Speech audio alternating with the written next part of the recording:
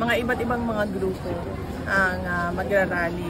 Hindi lang sa 14, 15, 16 na meron pang mga susunod na mga araw ngayong buwan ng Nobyembre na merong rally ang mga kababayan natin.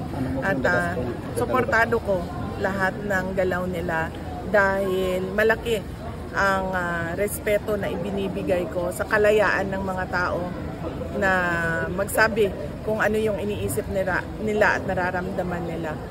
It's a constitutionally protected rights of every Filipino to freedom of speech and expression. Will you attend?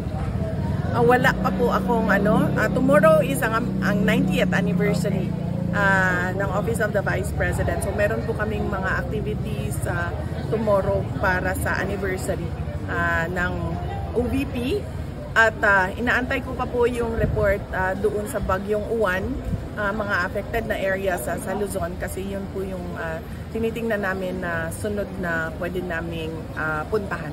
If there's an invite, will you attend on the activity by the INC? Oh yes, hindi naman yung INC mismo ang nag-imbita sa akin. No? Madami sa mga kaibigan ko, kakilala ko ang pupunta at makikilahok doon sa malawakang rally.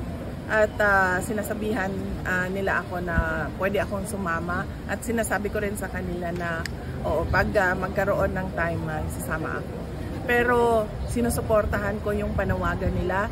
In fact, kung maalala ninyo, as early as January 2024,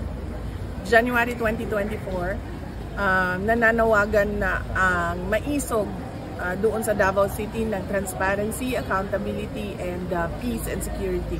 At ito din yung panawagan ng mas maraming kababayan na natin ngayon, hindi lang ng mga tiga Davao.